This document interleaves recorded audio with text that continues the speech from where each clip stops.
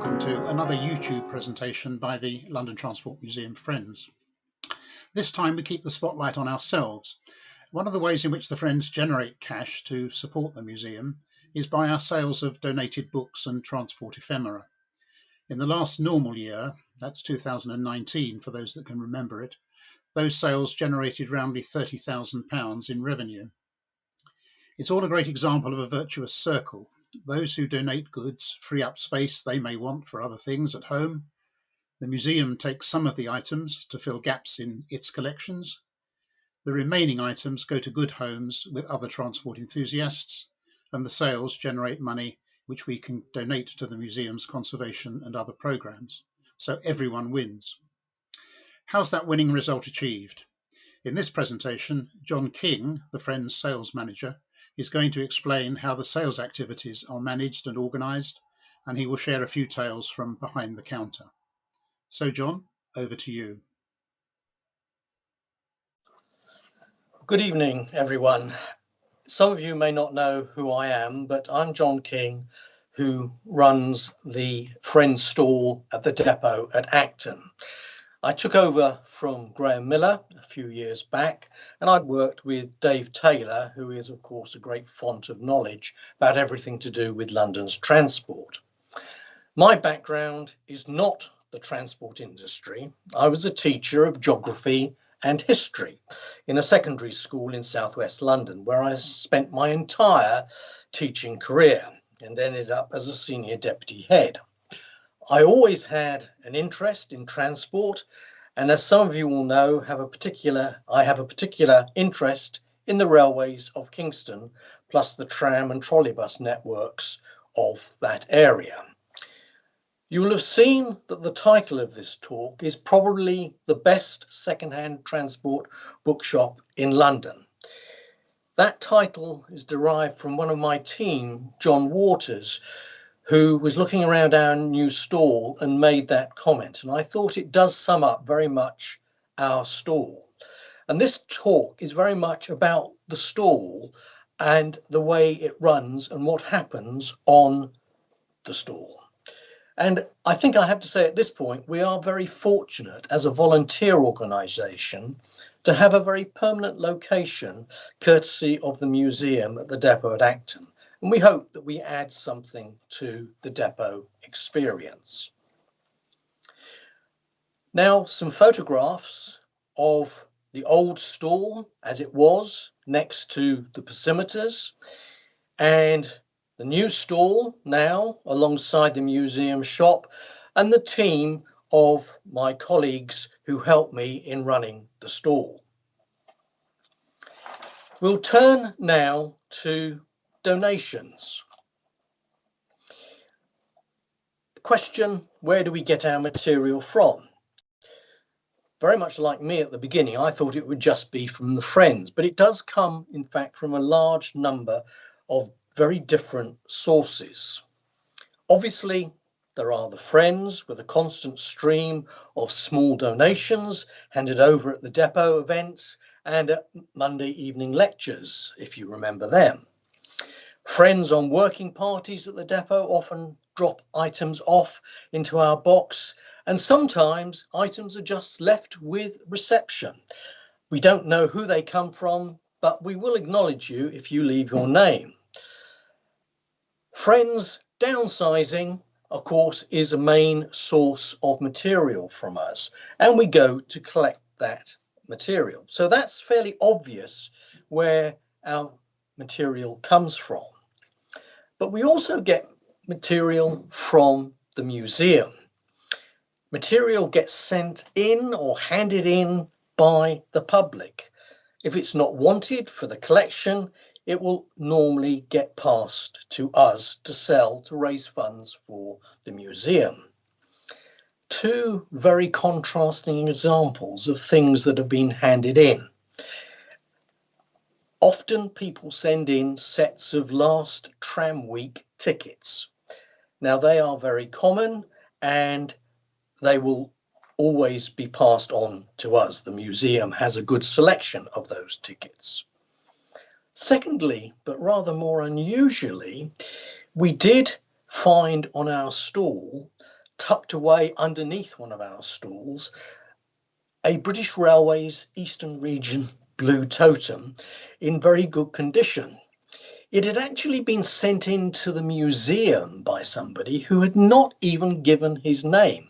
And when we found it, it was still wrapped in its original cardboard packaging. It had been passed to the museum. The curators had looked at it and they decided it wasn't for the collection. We then took it and actually put it into auction.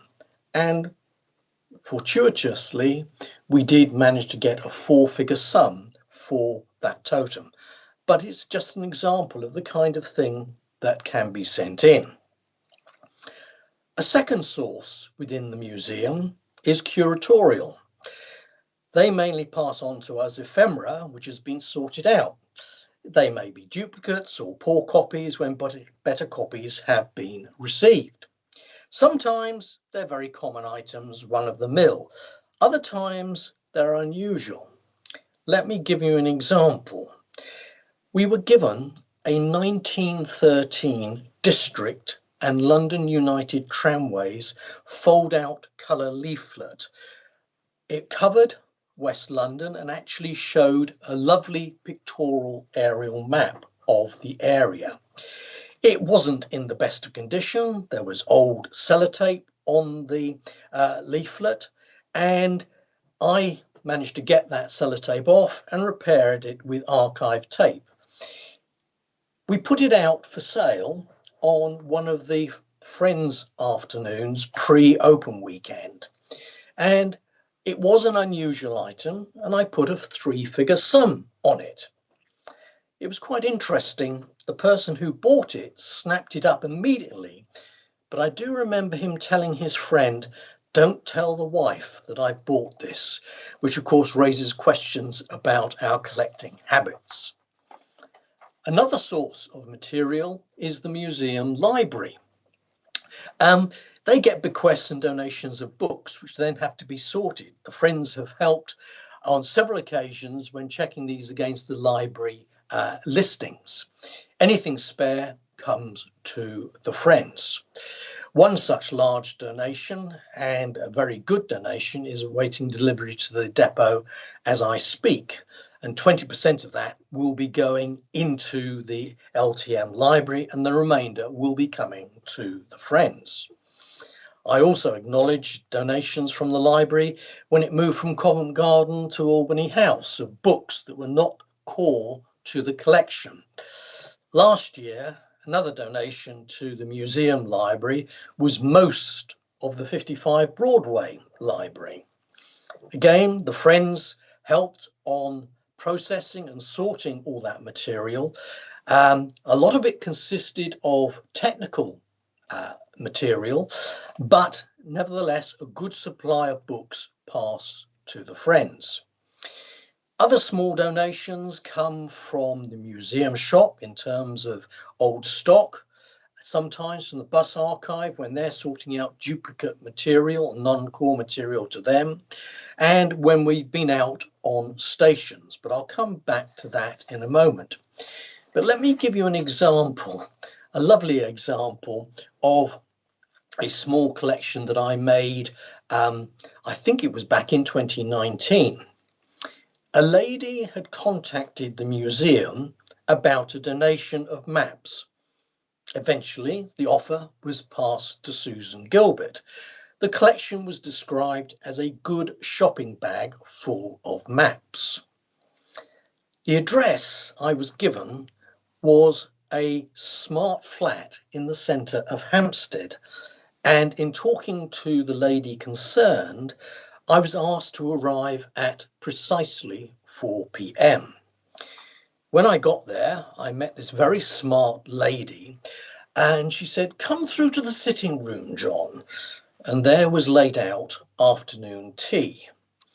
After about an hour of discussion, nothing to do with maps, we got around to the maps, and there was a good selection of standard maps. As I was leaving, she said, "I'm sure there are some other maps in this flat." And high up on a shelf in the hallway, there were some shoeboxes full of further maps. I eventually left with 2 full shopping bags of maps, but an interesting experience. Obviously, one of the largest sources of donations for the Friends are bequests from deceased friends. But also they come from people who perhaps have no connection to the museum or Friends, but do not want items just to be thrown away. They think there is a possibility they may be of use. Obviously, bequests are where we get some of our largest donations. In the past year, I have dealt with 2 estates, both of friends, whilst Barry has dealt with one person who was not a friend. One has to be sensitive when dealing with family members, executors, or solicitors. Late in 2019, we were informed of a significant bequest of transport material from a deceased friend. It was not possible to travel to the house to meet the solicitor until January 2020. In talking to the solicitor, she was rather vague about what was available. I travelled to the north of Letchworth to view a large modern 4-bed house. And the solicitor said to me, well, we better have a walk round the house first of all. She gave me a tour of the house, and I was just blown away by the amount of material there was in this house. There was a railway model room with a railway model setup. There were 2 studies full of all sorts of material, filing cabinets, etc. And upstairs, there was what I referred to as the upstairs reading room, fully shelved with a very comfortable chair with wine bottles alongside for the person concerned to read all his books. Plus, on the walls were many posters and prints. My estate car could not take even a small part of what was in that house.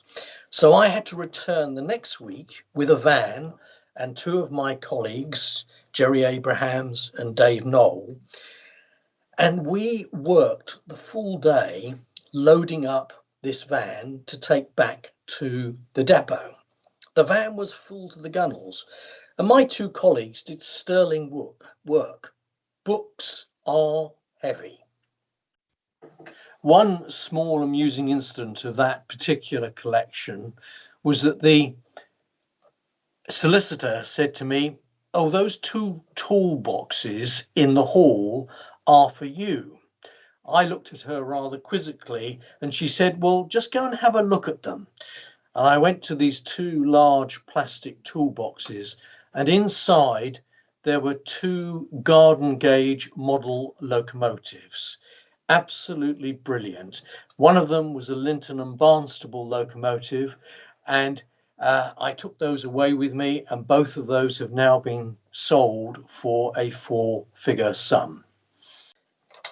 The other estate that I dealt with last year came from the family of a friend, and they gave us the entire transport collection.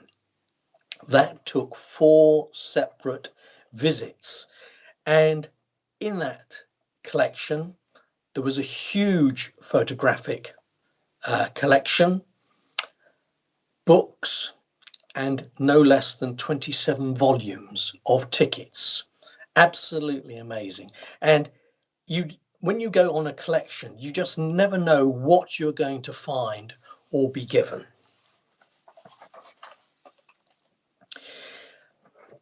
Once we have got material back to the depot, that's where the real work begins, because we have to sort the material into the various categories and be sensitive to anything we find of a personal nature. Obviously, we have to check the condition of items. Some items will go directly onto the shelves, others will be repacked until there's space on the stall, and some items will be put straight away into the container. But there will also be items that we have to put aside for further consideration. A couple of years back, I had been given an address to go to in Reading. There was a substantial collection of bus material that the daughter of a friend was offering to us to sell. Well, we got everything back to the depot and we were going through the books and sorting them out generally. Obviously, doing this job, there are always lots of distractions. And I think it was a book on the post office railway that I thought, oh, that looks interesting. I just opened it up. And inside, there were photographs and ephemera just tipped in. And I thought, hang on, I wonder if there's any ephemera tipped into any of the other books.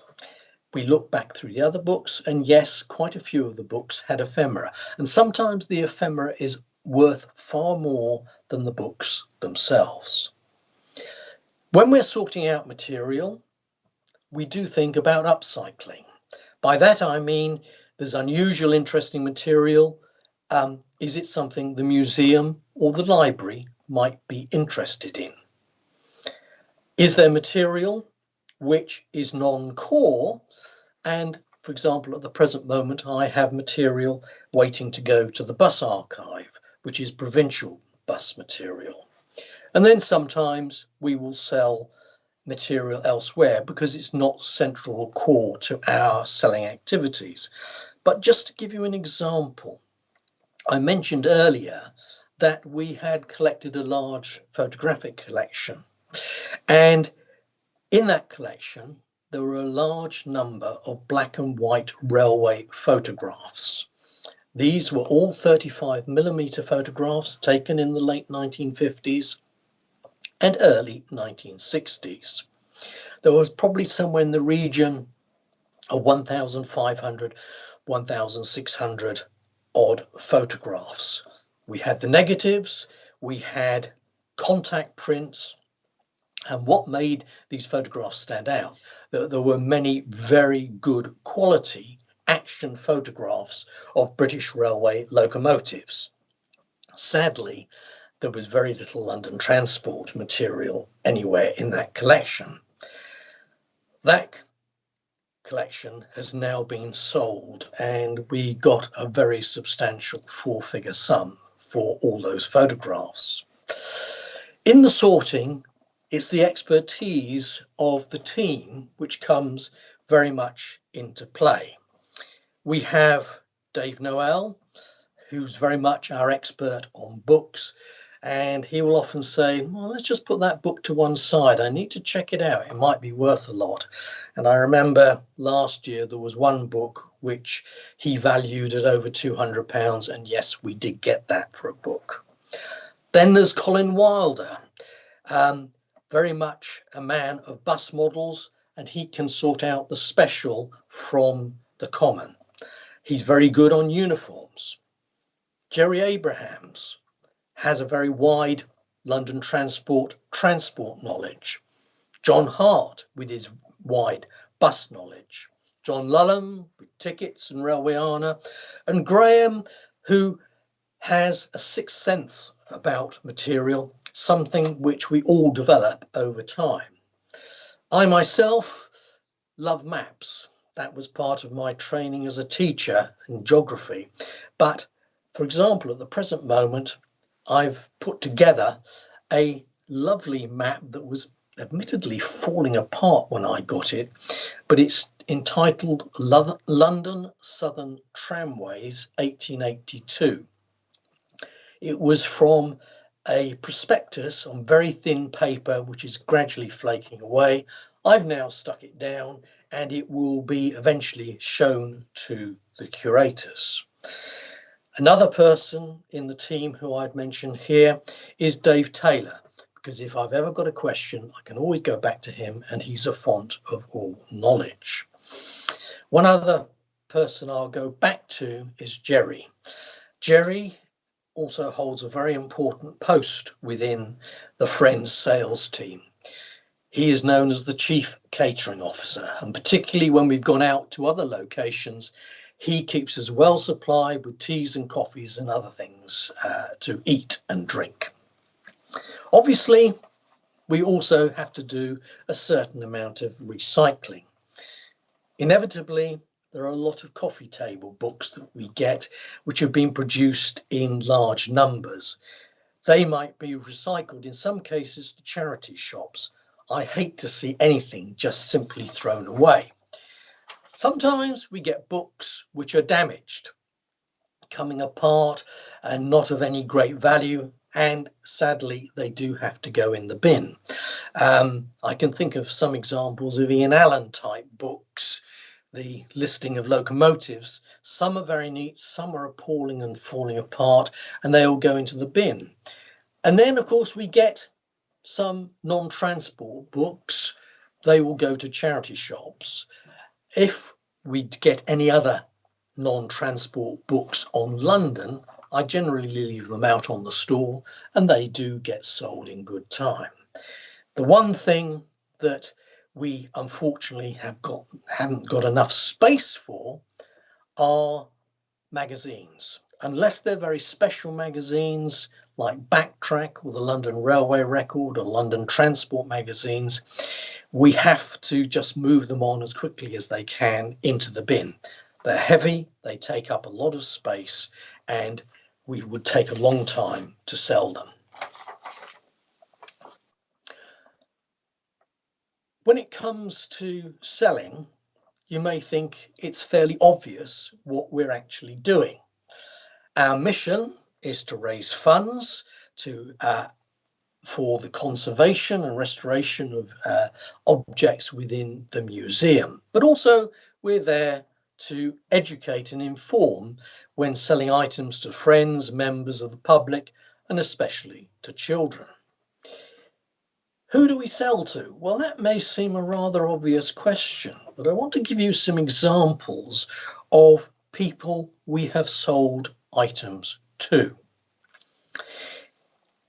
There was one Saturday at the museum on a day when there were tours going around the museum, and you never know whether you're going to get people who are really interested in buying items from the tour or people who just are coming on a visit to the depot.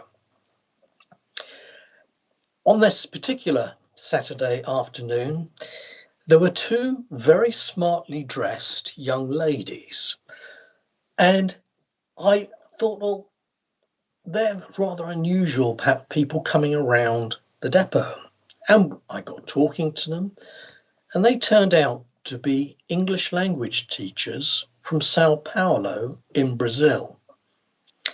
And they bought a huge amount of material off our stall: maps, line diagrams, underground maps, and a large number of photographs. And I said, well, what are you going to do with them all? And they said, we're going to use them in our teaching, and we're going to put them up in our classroom back in Sao Paulo.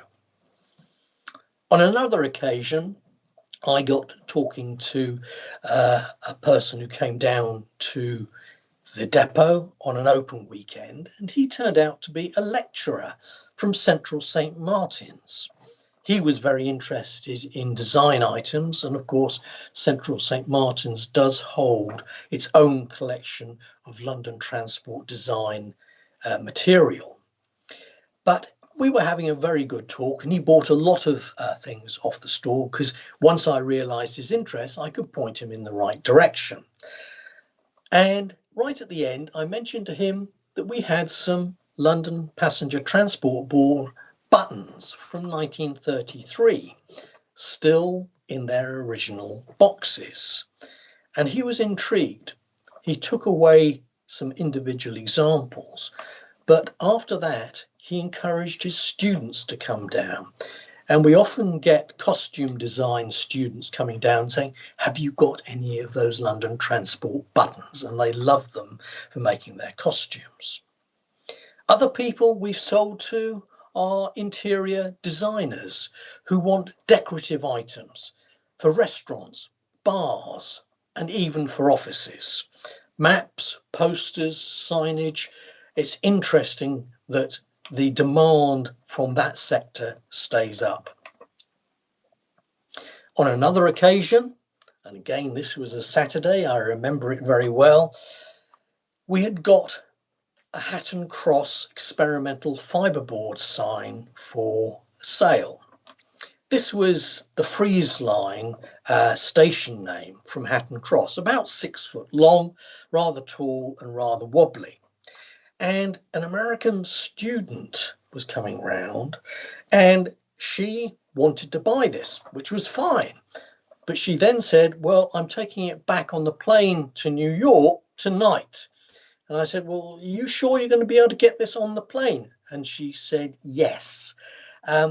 It was rather unusual. And she did send me an email later on saying, yes, I got it in the luggage locker above my seat. And it did get back to my Manhattan loft apartment.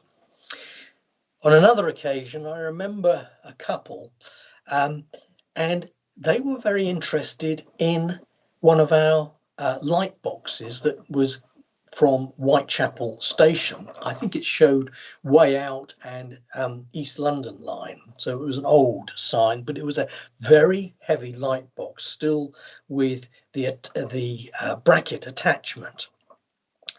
They seemed the most unusual people to want to buy this, and I never did find out why they wanted to buy it. But I do remember Jerry getting a sack barrow to wheel it out to their car. You can never tell what people are going to buy. And when we're on the till, items are brought up for people to purchase. And we often say, well, where did you find that? We'd not seen it before. And it just proves the fact it pays to delve on our stall. Some items we can't display very well, and I include in that tickets and demand for underground maps and bus maps. Just ask and we will find those items. Obviously, besides selling at the depot, we do sell at other locations. And we've got some photographs here. The first photograph shows us with our stall on the platform at Watford. That was a very interesting case. I wasn't actually there when that photograph was taken. We had actually sold out on the Saturday and we had to resupply on the Sunday. It was a very good day. Another day we were out was at Ealing Broadway for District 150. And there are two of my colleagues with me. Which was a very successful event for us alongside the museum pop-up shop. The next photographs show Brooklands, which we normally visit at least once a year, and we always do very well, selling perhaps the rather more unusual bus items at that location. The last two photographs show Shildon and Stockwell. I did not go to Shildon with the stall, but that is probably the furthest or greatest distance from London that the Friends sales stall has actually travelled. And then alongside it, Stockwell Garage, one of the many garage visits we've made over the years. There have been plenty of other locations where we have sold our items. I've mentioned Watford, I've mentioned Ealing Broadway. I can remember doing an event on Northfields Station. That was great fun. And also at Amersham. One story from Amersham that I can relate is of on the Saturday, this was a Steam on the Met event, the area station supervisor came to have a look at what we got for sale, and we had a very interesting conversation with him. And he said, well, I'll see you tomorrow, I'll bring some stuff for you. On the Sunday he turned up with some minions in tow carrying quite a few boxes of Metropolitan Line ephemera, which he donated to us. And he said, well, it was all going to go in the bin. It's all old material. And it's one of those unusual cases where we actually came away with more than we actually arrived with. Another story about one of our events was at Ealing Broadway. I remember sitting up there early on the Saturday morning, and it was still very quiet. And at that particular moment, I was on my own on the stall, and the service train came in on the platform where we'd been placed. And a lady got off who was quite clearly an air stewardess who was on her way to Heathrow Airport. I don't know which airline she worked for. It's probably a Southeast Asian airline, but she spoke very good English, and she was intrigued by all the items of London ephemera to do with the underground that we had. She went away with a load of material. She said, these are far better gifts than anything I could buy in a gift shop in London. So again, we just don't know what people will come and buy, and selling to the public has at times been exceptionally profitable, as it was at Ealing Broadway. As I mentioned, we go to Brooklands on quite a few occasions, and I acknowledge Colin Wilder because he always manages to get us a very good position there, and that's where we sell a lot of bulk items. Hopefully in 2021, we are going to be able to offer a lot of our material to the Friends once again. The last year, 2020, and so far this year, have proved interesting in terms of the volume of donations that we've received. In many cases, we have had to collect items because the material has got to be moved. I've also got a long list of places I've got to visit in a short time to collect more material that's been offered to us. And we have admittedly got to a significant storage problem. My dining room has got about 30 large archive boxes stored in it at the present moment, all ready for material to go back to the depot. I know that Barry also was storing a lot of material in the year, and thanks to Dave, we have the use of his garage in Haywards Heath for storage purposes at the present moment. We have acquired a lot of very good material, but we've been overwhelmed and space is at a premium. Our proposal for a fire sale at the depot has been accepted by the museum. The idea of this fire sale is that we will be putting out for sale at very cheap prices a lot of the non-LT London material, such as provincial bus, tram, trolley bus, British Railways books, foreign books, because we are in desperate need of being able to see the wood for the trees. When? We don't at the present moment know. It will depend on the way restrictions are lifted and how it will work in with the museum programme at the depot. And it won't be selling from the Friends stall, it will be laid out in a totally different way. But what we do hope is that will be the first major Friends event when people might be able to get back together again and have a good chat and also buy some of our mass of material. A final reflection on my part, working on the stall as I've done for several years now, I've learnt a lot. I've learnt a lot from my colleagues, and I've learnt a lot from many knowledgeable friends. And having been a teacher, I know that one can never stop learning. And finally, I would like to just say a a huge thank you to the team who support me, and to everyone out there. I hope we're going to be able to see you soon at the depot. Thank you very much.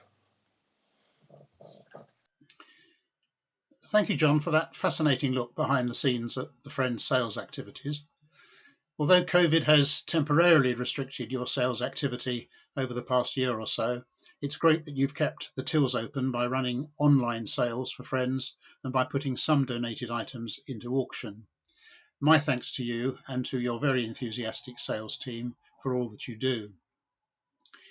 If anyone watching this is downsizing their collection and has items to donate, then do please get in touch via the Friends website. The details are on the screen. John mentioned the plans for a special sale of items accumulated during lockdown. Those plans are still being finalised as we record this in late April. We will announce the special sale details to friends in an email as soon as we can. If you're not a friend and would like to come to that sale, then please join us as a member and you'll get the invitation. Thanks again to John and his team for all their valuable work. Thanks to you for watching. Join us again soon for another at-home presentation.